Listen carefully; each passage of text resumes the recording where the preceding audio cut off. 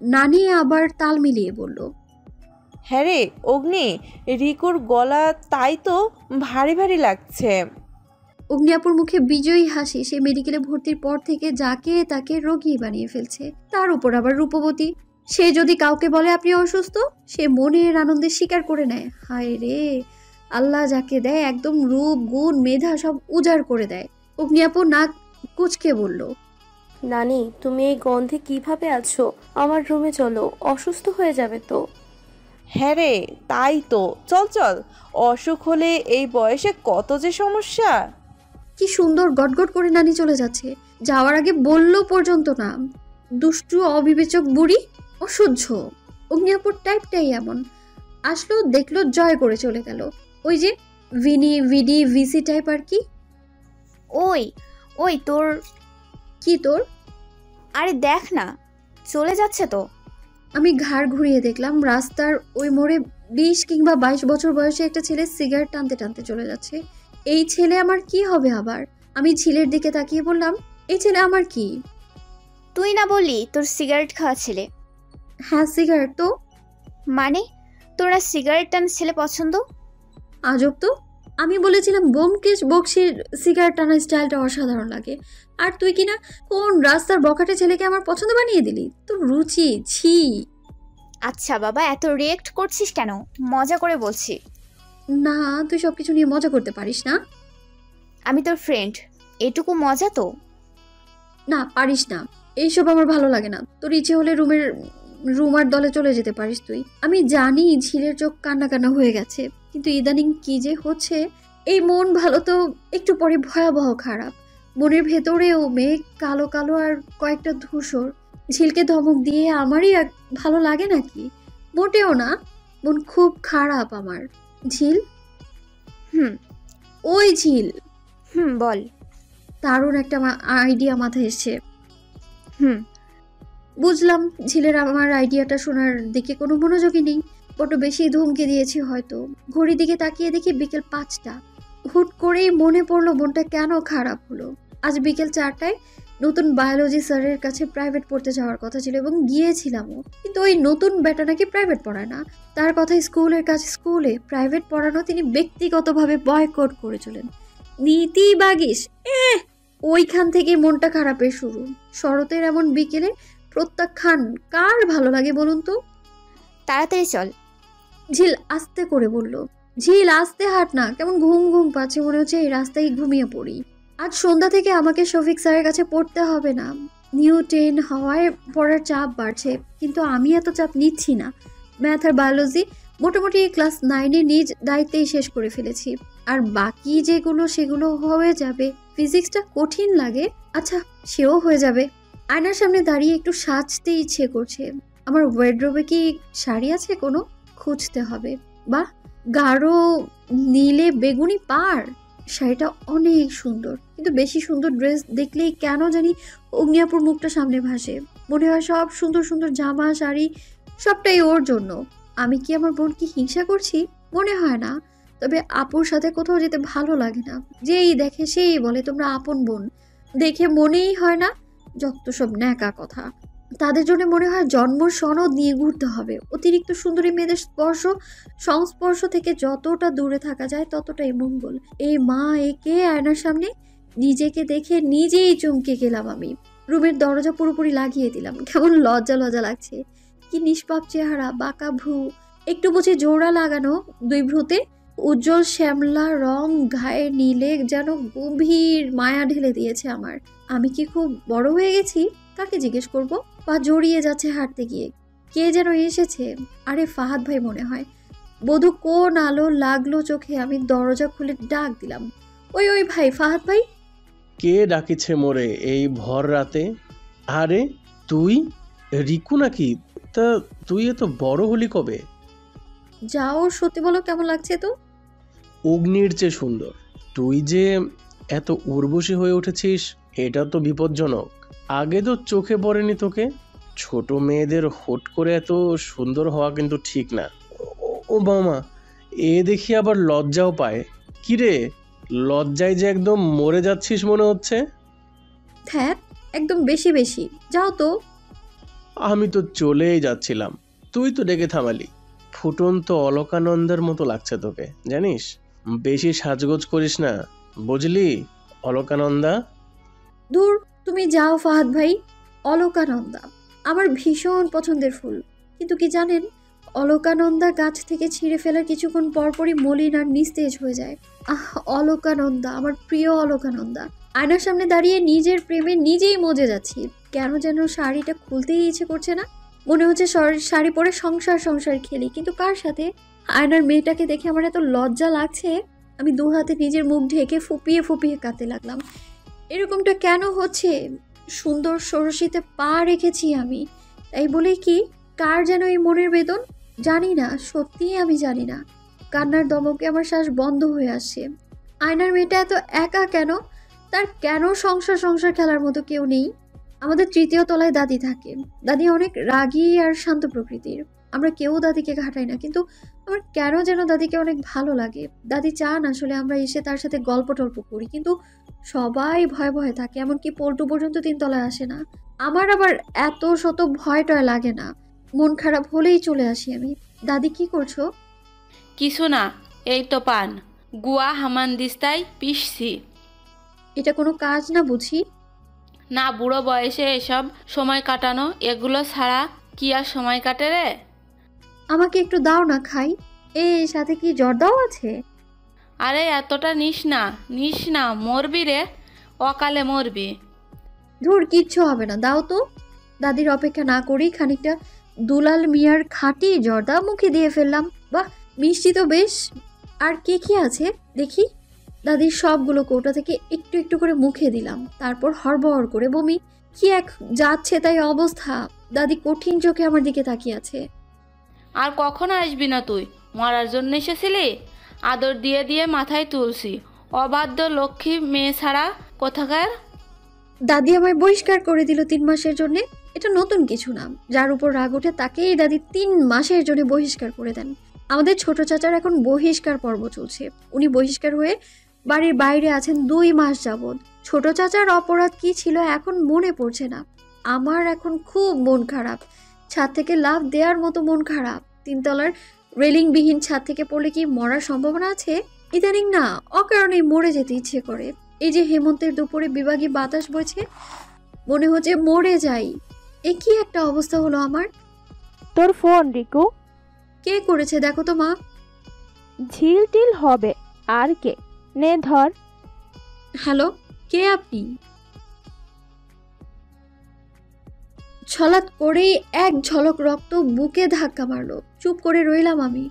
অপর পাশ থেকে একটা উদ্বিগ্ন গলা ক্রমাগত হ্যালো হ্যালো করেই যাচ্ছে। করতে থাকুন হ্যালো হ্যালো। কয়েক সেকেন্ড পর টুট টুট। ইস, রেখে দিল। আমি ফোনটা বোকার মতো গালে লাগিয়ে বসে রইলাম। মাঝে মাঝে বোকা হওয়া ভালো।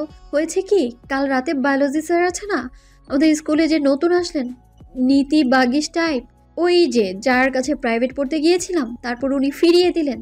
দাদির কাছ থেকে আসার পর এত অভিমান হলো যে আমি ওনাকে ফোন দিয়ে বসলাম। মনে হচ্ছিল ফোন ধরলে বলি, আপনাকে এত নীতিবাগিস হতে কে বলেছে? কেন প্রাইভেট পড়াবেন না? হ্যাঁ, কিন্তু ফোন দিয়েই এত কাঁপতে লাগলো আমার হাতটা। তখন ফোন ধরে ফেললে তো আসলে কিছু বলতেই পারতাম না। আর এই দিনের বেলায় যে স্বয়ং ফোন দিয়ে বসে থাকবে তা কি আমি জানতাম? কিরে, হুটহাট ছাদে কি করিস তুই? পিছনে ফিরে দেখি ফাহাদ ভাই।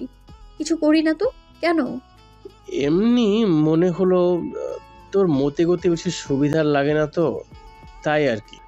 আর ভয় তো থাকেই, কোন দিন না জানি আবার লাভ টাপ দিস, তারই বাকি ঠিক আছে। আর শোন, এই ভর দুপুরে ছাদে ভূত থাকে, দিবে কোনোদিন ধাক্কা। বাজে কথা।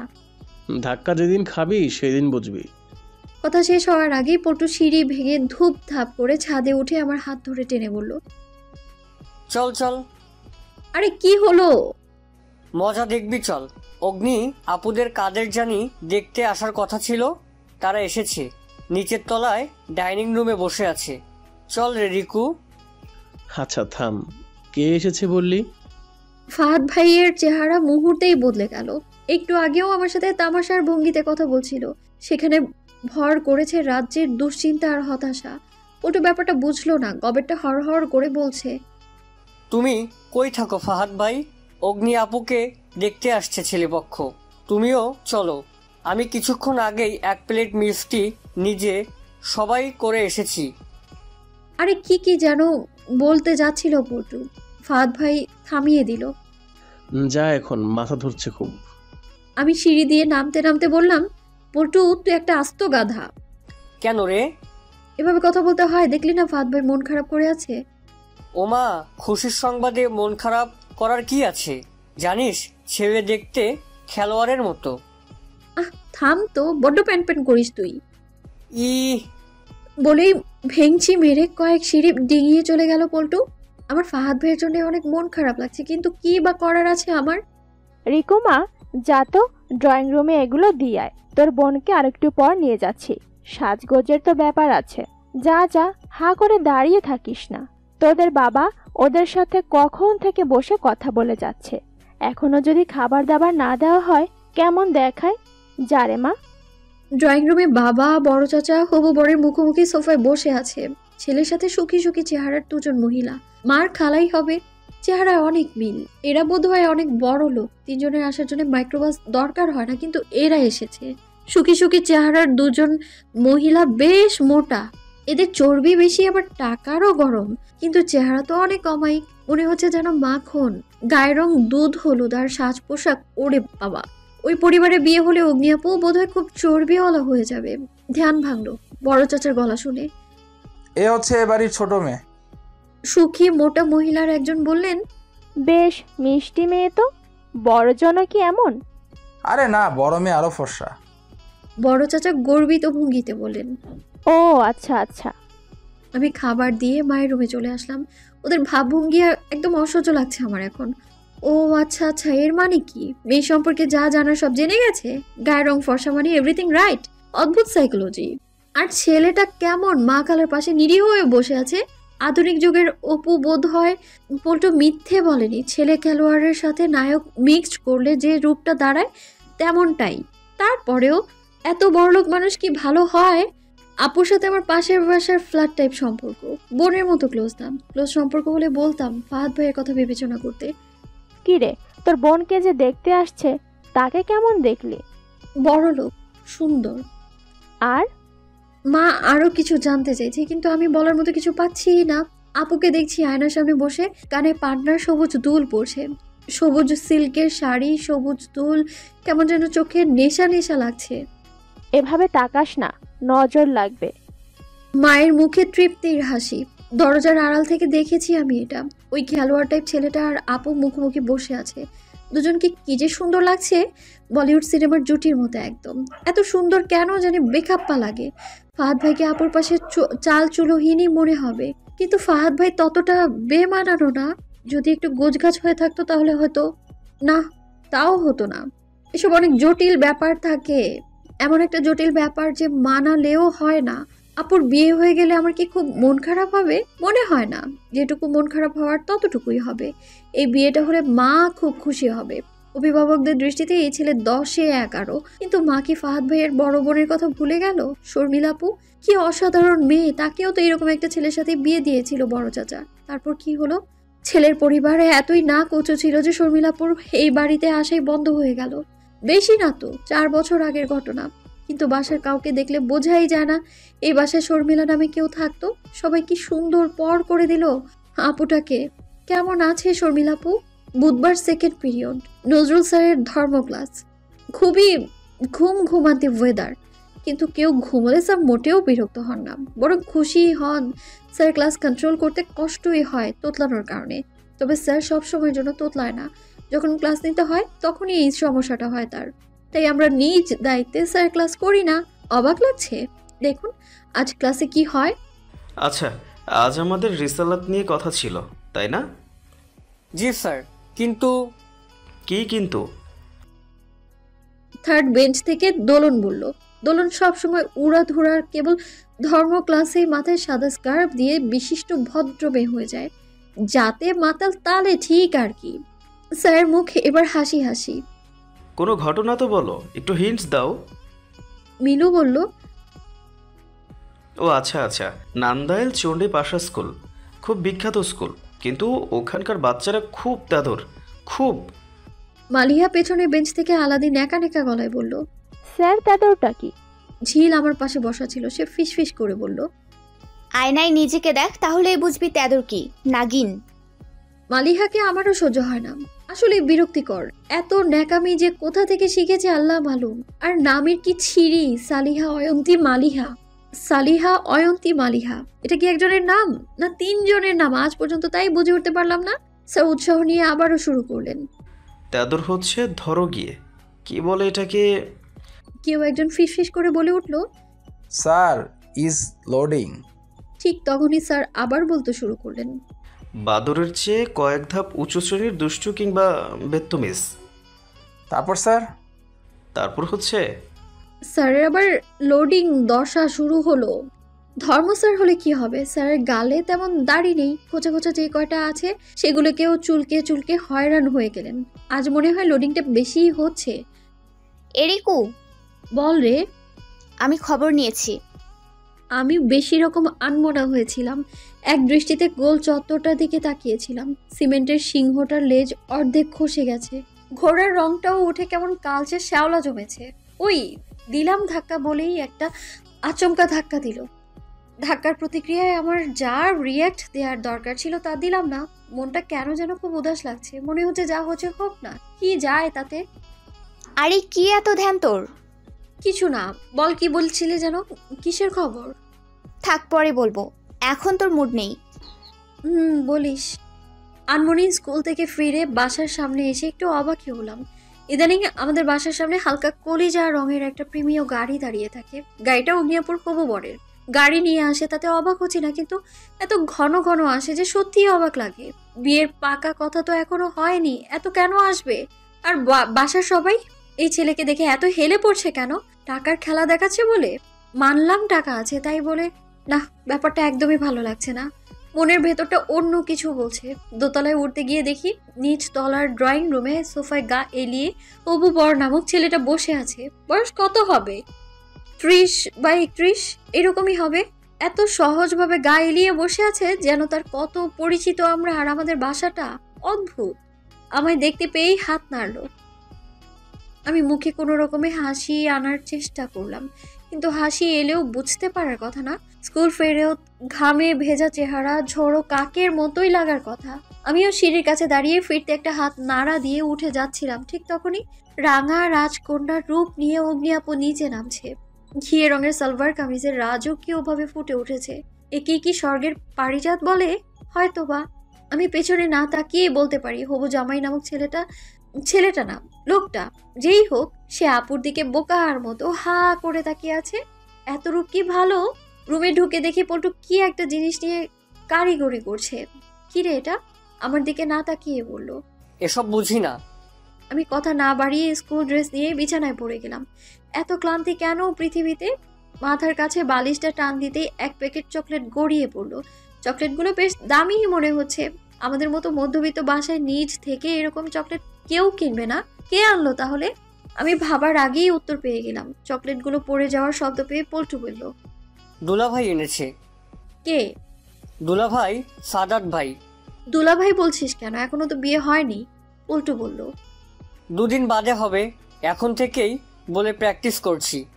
লোকটা কিন্তু ভীষণ ভালো রে, কত কি আনে যতবার আসে। আমায় একটা ক্রিকেট ব্যাটও গিফট করেছে। আমার কত দিক শখ ছিল আপুর সাথে ওই লোকটার বিয়ে হলে অনেক মজা হবে, তাই না রে রিকু? আমি জবাব না দিয়ে ঘুমিয়ে গেলাম। ঘুম ভাঙলো মায়ের ডাকে। মুখের উপর উদ্বেগ মাখা গলা নিয়ে রাখছে। কি রে, 4 ঘন্টা ধরে ঘুমাচ্ছিস? খাওয়া গোসল সব কি বাদ দিলি নাকি? না তো। ওট ওট।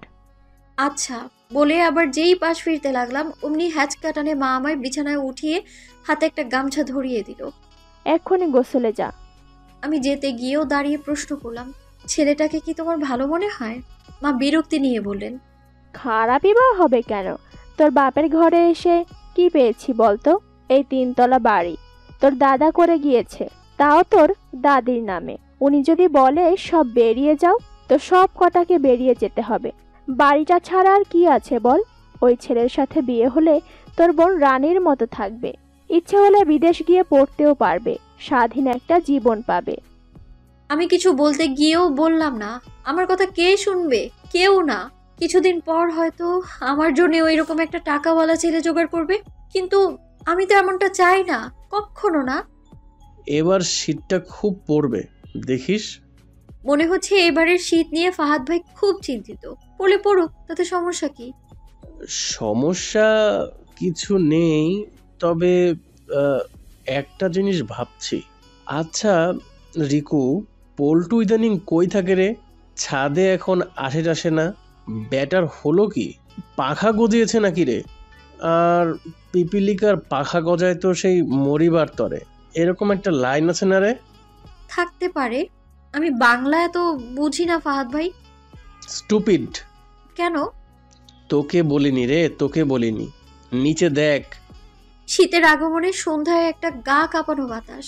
ছাদের কিনার ঘেঁষে দাঁড়িয়ে দেখলাম গাড়ি থেকে অগ্নি আপু নামছে, আর ওই ছেলেটা হাত নাড়িয়ে বায় দিচ্ছে। Stupid, পাক্কে stupid. রাতের খাবার একসাথে খাওয়াই নিয়ম ছিল আগে, কিন্তু এখন সবাই ব্যস্ত। যতটা না ব্যস্ত তার চেয়ে বেশি ব্যস্ত থাকার ভান। অগ্নি আপু খাবার নিয়ে নিজের রুমে চলে যায়। আমি আর পল্টু যখন খিদে পায় তখন খেয়ে নিই। ফাহাদ ভাইয়ের কোনো ঠিক নেই,